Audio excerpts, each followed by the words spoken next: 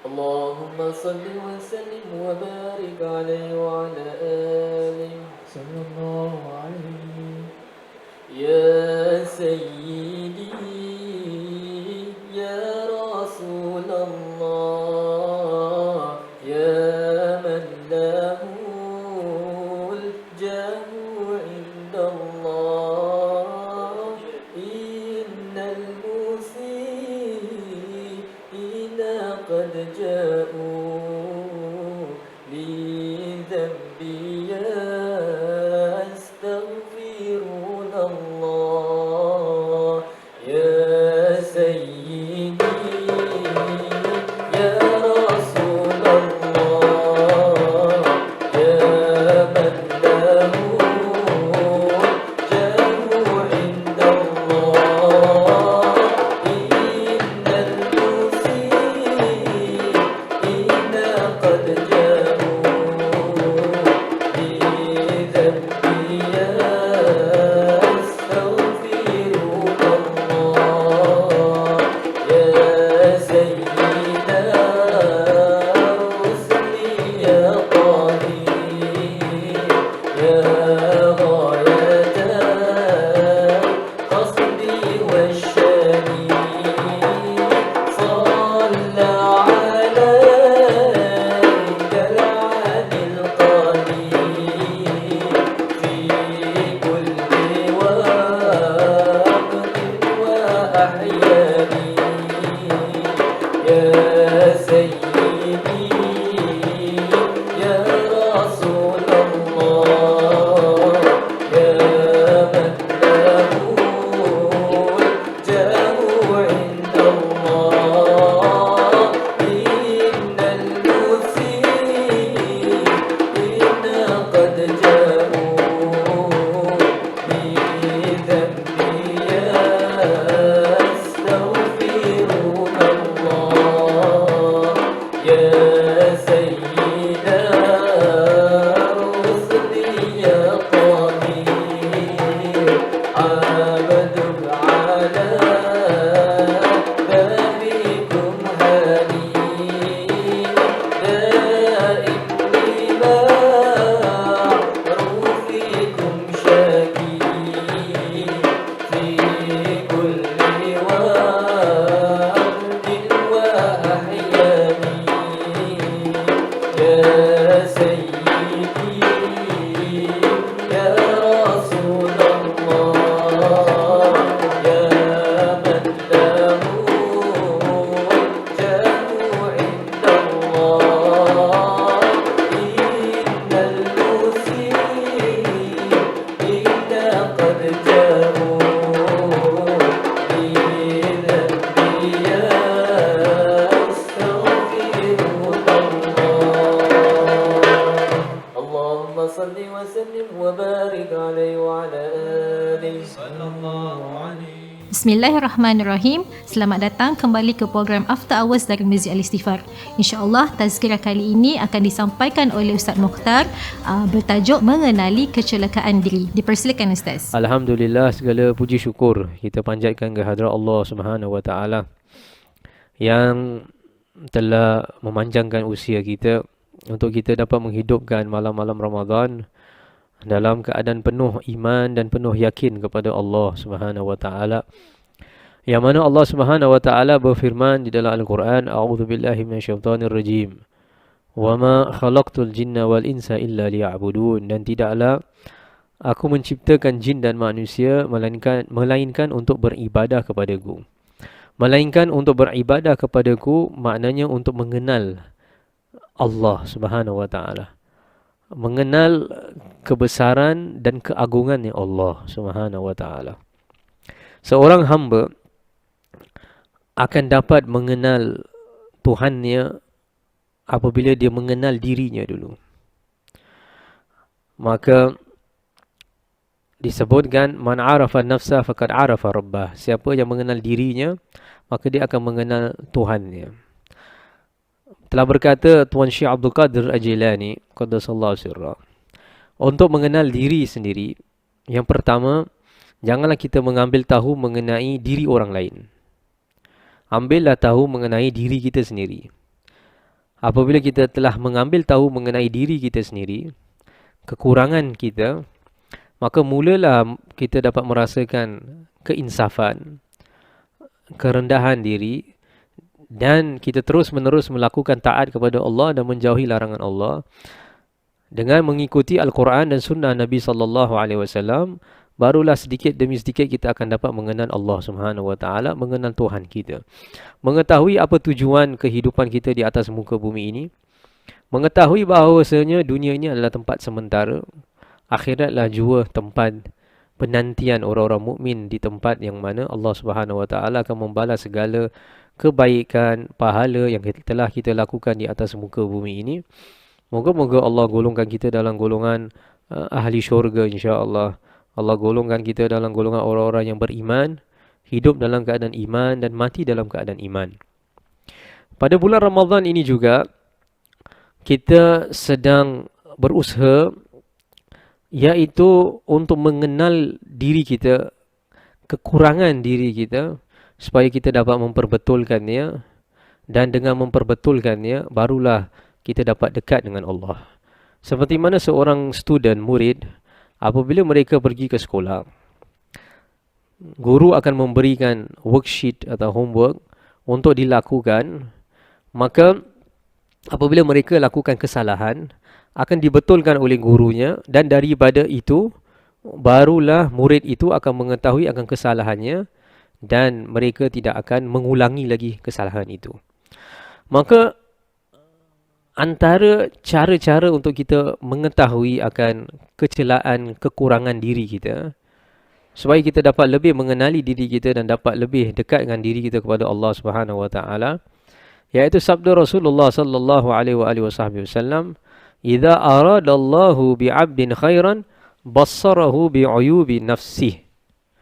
Apabila Allah Subhanahu Wa Taala, idza aradallah, apabila Allah Subhanahu Wa Taala menginginkan bi'abdin, kepada hambanya, khairan, kebaikan, bassarahu bi'uyubin nafsi, maka dia akan memperlihatkan kepadanya, Allah akan memperlihatkan kepada hamba itu aib-aib dia sendiri, kekurangan dia, kecelaan dia. Jikalau kita duduk bertafakur dan kita fikirkan akan kekurangan kita, contohnya dari segi beribadah kepada Allah Subhanahu Wa Taala, kekurangan kita dalam melakukan taat, solat kita adakah telah khusyuk ataupun belum, cara wuduk kita, adakah kita telah memelihara anggota tubuh kita daripada segala macam maksiat ataupun tidak, dan sebagainya. Maka dengan cara itu, apabila kita melihat itu, kita tahu akan kekurangan-kekurangan kita itu, maka itu adalah tanda keinginan Allah untuk memperbaiki diri kita. Telah berkata Al-Imam Al-Ghazali rahimahullah ta'ala, antara cara mengenali aib-aib kita yang paling efektif, yang paling baik, ada beberapa macam. Cara yang paling utama adalah duduk di hadapan seorang syekh. Seorang syekh murabbi, seorang guru, pendidik jiwa kita. Bersama dengan mereka, belajar bersama dengan mereka, dan melakukan segala sesuatu yang dia perintahkan kepada kita. Seperti mana para sahabat radhiyallahu an melakukannya bersama Rasulullah sallallahu alaihi wasallam. Kerana Nabi sallallahu alaihi wasallam adalah sebesar-besarnya guru murabbi, pendidik jiwanya para sahabat radhiyallahu taala anhum, dan kita ini adalah umat-umat yang datang selepas itu mendapatkan percikan daripada keberkahan mereka sekalian. Maka kadang-kala apabila kita duduk bersama dengan guru-guru murabbi ini, syekh masyaikh yang telah menyucikan jiwa mereka, yang mereka telah dekat dengan Allah Subhanahu Wa Taala, maka saat itu kadang-kala aib itu nampak di mata kita sendiri, akan kekurangan kita. Kerana apabila kita duduk bersama mereka, mereka menjaga adab mereka yang tinggi. Kemudian kita lihat diri kita, adab kita kurang, maka daripada situ kita dapat tahu akan aib kita. Kita melihat ibadah mereka bagus, kuat ibadah mereka, tetapi sedangkan kita ni malas melakukan ibadah. Maka daripada situ kita melihat akan kekurangan diri kita sendiri. Kita melihat mereka menjaga mata mereka, lidah mereka daripada maksiat, tetapi sedangkan kita tidak dapat menjaganya. Maka daripada situ, apabila kita bergaul bersama mereka, duduk bersama mereka, kita dapat mengetahui akan aib kita sendiri. Itu caranya. Maka caranya untuk kita mengenal kekurangan kita, ataupun guru itu sendiri yang akan memperbetulkan, mengkoreksikan kekurangan muridnya itu. Dengan syarat muridnya itu apabila datang kepada gurunya untuk belajar, mereka kena bersungguh-sungguh dan ikhlas di dalam menuntut ilmu. Menuntut ilmu tasawuf, menuntut ilmu yang mana mereka ingin menyucikan hati mereka supaya dekat dengan diri mereka kepada Allah Subhanahu wa taala. Tetapi kata Imam Al-Ghazali, pada masa zaman sekarang cara ini yang paling susah sekali, paling sulit. Ini adalah satu perkara yang sulit, bukan mudah untuk mendapatkan seorang guru yang kita dapat duduk bersamanya, belajar bersamanya, sentiasa mendampinginya. Ini adalah satu perkara yang sulit. Tetapi tiap-tiap zaman ada juga orang-orang yang dikurniakan Allah Subhanahu wa taala kelebihan untuk mendidik manusia kepada jalan Allah Subhanahu wa taala. Maka jikalau kita tidak dapat mencari seorang guru yang pendidik jiwa kita, yang akan menampakkan aib kita supaya kita dapat menghilangkannya, maka yang kedua adalah mencari teman-teman yang soleh, mencari kawan-kawan yang dekat dengan Allah Subhanahu wa taala. Mencari kawan-kawan yang dekat dengan Allah Subhanahu wa taala maksudnya kawan teman-teman yang sentiasa mengingatkan kita melakukan perintah Allah dan menjauhi larangan Allah. Teman yang apabila melihat kita tidak sekuat seperti dahulu di dalam melakukan ibadah, mereka ada di situ untuk menegur kita. Mereka ada di situ untuk membawa kita balik ke jalan Allah Subhanahu wa taala. Itu teman yang saleh. Apabila kita melakukan kemaksiatan, mereka yang menegur kita supaya kita sadar, bangun, insaf dan kembali kepada Allah Subhanahu wa taala. Maka itu adalah teman-teman yang baik. Teman-teman yang soleh adalah teman yang menegur kita apabila kita melakukan kesalahan. Bukan seperti zaman hari ini. Kawan kita buat salah pun kita membetulkan kesalahan mereka. Itu adalah salah. Itu adalah tidak benar cara begitu. Cara yang benar adalah apabila kamu sayang seseorang, kamu ingin keselamatan untuk dia di dunia dan di akhirat, maka kamu akan memperbetulkan dia. Kamu akan selamatkan dia. Seperti mana jikalau, contohnya, kita berikan contoh. Jikalau seseorang di dalam bajunya atau di belakangnya ada ular, ataupun ada kalajengking, scorpion, yang akan menggigit teman dia, satu bahaya, maka adakah dia akan berdiam diri ataupun adakah dia akan memberitahu teman dia bahawasanya ada bahaya di belakangnya, ada ular dan kalajengking di belakangnya? Maka sudah tentu dia akan memberitahunya supaya dia dapat lari keluar dari tempat itu, menyelamatkan daripada gigitan binatang-binatang ini. Begitu juga teman yang soleh, apabila dia melihat kekurangan kawannya, maka dia akan tegur supaya dapat menyelamatkan daripada bisanya, racunnya kemaksiatan kepada Allah Subhanahu wa taala. Sayyidina Umar bin Khattab radhiyallahu an, beliau pernah berkata kepada Sayyidina Salman Al-Farisi, "Wahai Salman, apabila engkau melihat kepadaku, apakah perkara yang kau melihat di dalam diriku yang mana engkau terdapat kekurangan pada diriku?" Maka awal-awal Salman Al-Farisi radhiyallahu an enggan, tidak mau memberitahu kepada Sayyidina Umar bin Khattab. Malu kerana Sayyidina Umar bin Khattab Amirul Mukminin, seseorang yang kedudukannya tinggi di sisi Allah, yang dekat dengan Nabi Muhammad sallallahu alaihi wasallam. Tetapi Sayyidina Umar iaitu ingin mengetahui apa kekurangan yang kau lihat pada diriku. Maka berkata Salman, "Wahai Umar, aku melihat engkau apabila makan, engkau mengambil 2 lauk. Maka aku rasa apabila engkau makan, 1 lauk sudah mencukupi untuk membuat engkau kenyang. Kenapa engkau nak kena ambil 2 lauk?" Allah. Kalau kita jangan cakap 2 lauk, 3 lauk, 4 lauk. Bermacam-macam lauk pauk. Lagi-lagi buka puasa dan sebagainya. Untuk Sayyidina Umar bin Khattab dan Salman Al-Farisi, bagi mereka 1 lauk dah cukup. Lagi lauk yang lain, makanan yang lain diberikan kepada fakir miskin. Mereka lebih berhak untuk dapat makanan. Masya Allah. tingginya kedudukan mereka di sisi Allah Subhanahu wa taala. Kekurangan yang ada di dalam diri mereka itu bukan kemaksiatan pun, tetapi kekurangan seperti perkara-perkara ini. Maka Sayyidina Umar mengatakan, baik, adakah engkau melihat lagi, adakah kekurangan yang selain daripada itu engkau lihat pada diriku? Maka Salman Al-Farisi mengatakan, naam, ada satu lagi yang mana aku melihat engkau mempunyai dua pakaian. Engkau menggunakan satu pakaian pada waktu pagi, satu lagi pakaian pada waktu malam. Cukuplah engkau dengan satu pakaian. Apa perlu engkau menggunakan satu pakaian pada waktu pagi, satu pakaian pada waktu malam? Maka berkata Sayyidina Umar, radhiyallahu an berterima kasih dengan tegurannya Sayyidina Salman Al-Farisi mengenai kekurangan-kekurangan dia. Nah, begitu caranya. Jikalau kita tak dapat mendapat guru syekh yang dapat membimbing kita, membukakan aib kita, kekurangan kita supaya kita dapat betulkan diri kita, maka carilah teman yang soleh. Nah, yang ketiga, sebelum itu ada lagi satu kisah mengenai Sayyidina Umar bin Khattab juga, yang mana Sayyidina Umar bin Khattab bertemu dengan Sayyidina Hudzaifah. Sayyidina Hudzaifah adalah sahabat Rasulullah sallallahu alaihi wasallam yang memegang rahsia Nabi sallallahu alaihi wasallam, yang mana beliau mengetahui nama-nama orang-orang munafik. Yang mana Nabi sallallahu alaihi wasallam memberikan nama-nama tersebut kepada Sayyidina Hudzaifah radhiyallahu an.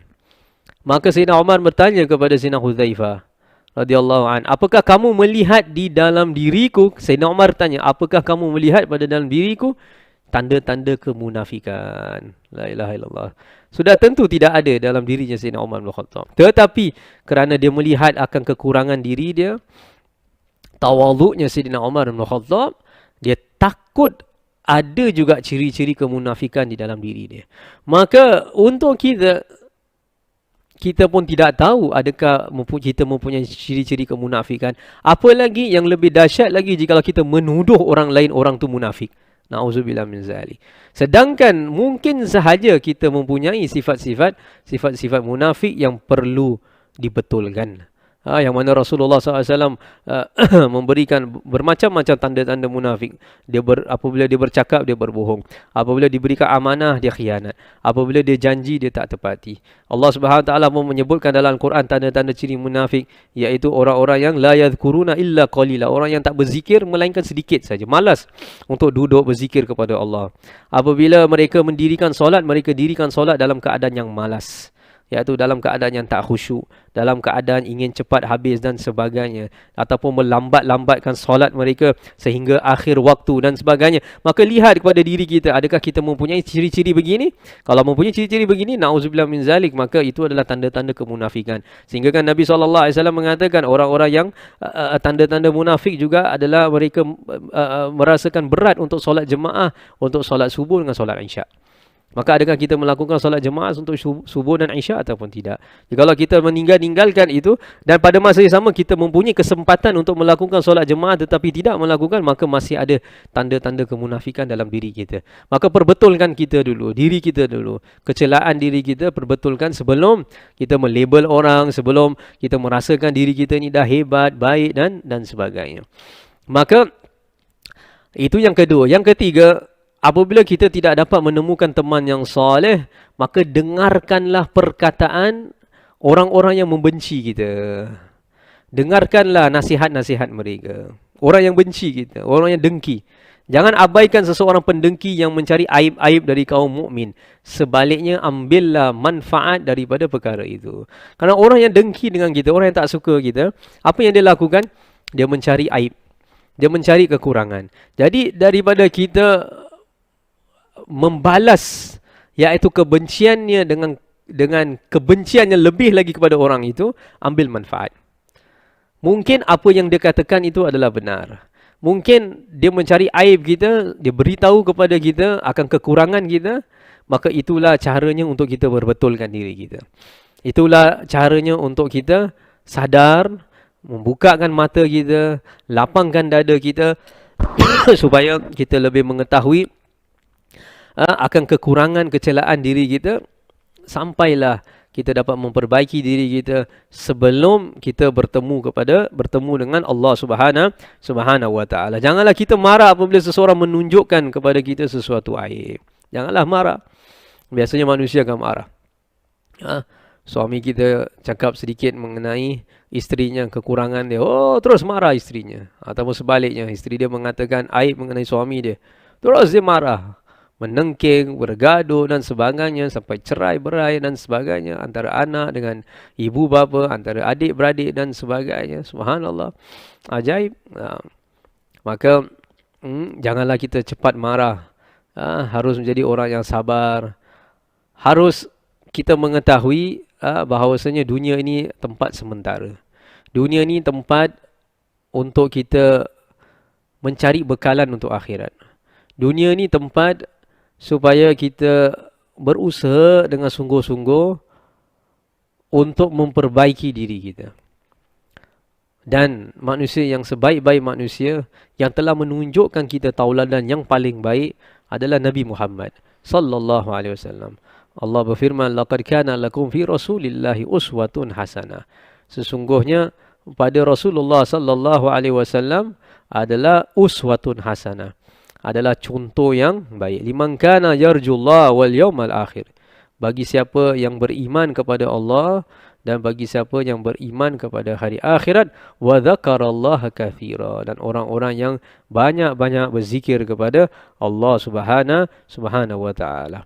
Jadi oleh itu, yang tadi yang ketiga kita menyebutkan, ambillah manfaat bagi orang-orang yang mengatakan buruk mengenai kita supaya kita memperbaiki diri kita. Tetapi jikalau dia mencari keburukan kita dan kita pun tidak melihat apa-apa, cuma dia sendiri memfitnahkan, maka kalau orang memfitnahkan kita, maka antara cara yang baik yang diajarkan oleh Nabi SAW adalah memaafkannya. Memaafkan kesalahan-kesalahan mereka. Ketahuilah, dengan kita memaafkan kesalahan orang lain, Allah akan memaafkan kesalahan kita. Memaafkan kesalahan orang lain, maka di hari kiamat, semua kesalahan-kesalahan kita yang kita telah lakukan di dunia, sama ada kita ketahui, dan juga banyak kesalahan yang kita telah lakukan di atas muka bumi ini dan kita dah lupa sendiri, tetapi Allah masih ingat. Tetapi disebabkan kita suka memaafkan orang lain, dan kita juga cuba daya upaya untuk dekatkan diri pada Allah, Allah Subhanahu wa taala akan memaafkan kesalahan kita. Mudah-mudahan insya-Allah pada malam 11 Ramadan ini kita telah berlalu sepertiga bulan Ramadan, dan 11 Ramadan ini mulalah, iaitu maghfirahnya Allah, pengampunannya Allah Subhanahu wa taala. Moga-moga Allah Subhanahu wa taala memberikan kepada kita pengampunan dan merahmati kita, ahli keluarga kita, dan juga mengampunkan dosa umat Sayyidina Muhammad sallallahu alaihi wa alihi wasallam. Dan moga-moga Allah memberkati kita pada bulan Ramadan ini, dan Allah ketemukan kita pada malam Lailatul Qadar dalam keadaan iman, dalam keadaan yakin kepada Allah Subhanahu wa taala. Moga-moga Allah jadikan kita insan yang ikhlas, insan yang istiqamah, insan yang berbudi pekerti yang baik. Moga-moga Allah membersihkan hati kita, jiwa kita daripada segala kekurangan, meletakkan dalam hati kita segala sifat yang baik. Moga-moga kita menjadi tauladan yang baik bagi orang-orang yang lain, supaya mereka mendapatkan hidayah untuk memasuki Islam, supaya mereka dapat mengenal Allah, dapat mengenal Nabi Muhammad sallallahu alaihi wasallam. Rabbana atina fid dunya hasanah wa fil akhirati hasanah wa qina adzabannar. Wa sallallahu ala sayyidina Muhammad wa alihi wasallam. Walhamdulillahi rabbil alamin. Assalamualaikum warahmatullahi wabarakatuh. Masya-Allah, terima kasih Ustaz di atas perkongsian dan peringatan yang sangat baik. Saya amat tertarik dengan penjelasan Ustaz mengenai kita sebagai manusia perlu mengenali bukan sahaja kebaikan diri, malah kita perlu juga mengenali kecelakaan diri kita ataupun kekurangan yang ada pada diri kita. Kerana apabila kita tahu kekurangan diri kita ini, kita perlulah usaha untuk memperbaikinya dan membuatkan kita lebih semangat untuk mendekatkan diri kepada Allah Subhanahu Wa Taala. Ustaz juga ada menjelaskan bahawa untuk kita mengenali kekurangan diri kita ialah dengan berdamping dengan orang-orang alim. Seperti yang kita tahu, orang-orang alim ni akhlaknya baik, amal ibadahnya tinggi dan tak putus-putus buat kebaikan. Jadi apabila kita melihat mereka berbuat demikian, kita dapat menilaikan bahawa amalan kita ni belum mencukupi sebagaimana yang mereka lakukan. Maka kita perlu ambil mereka sebagai motivasi diri untuk berubah dan mendekatkan diri kepada Allah Subhanahu Wa Taala. Wallahu a'lam. Insya-Allah kita akan kembali selepas iklan ini.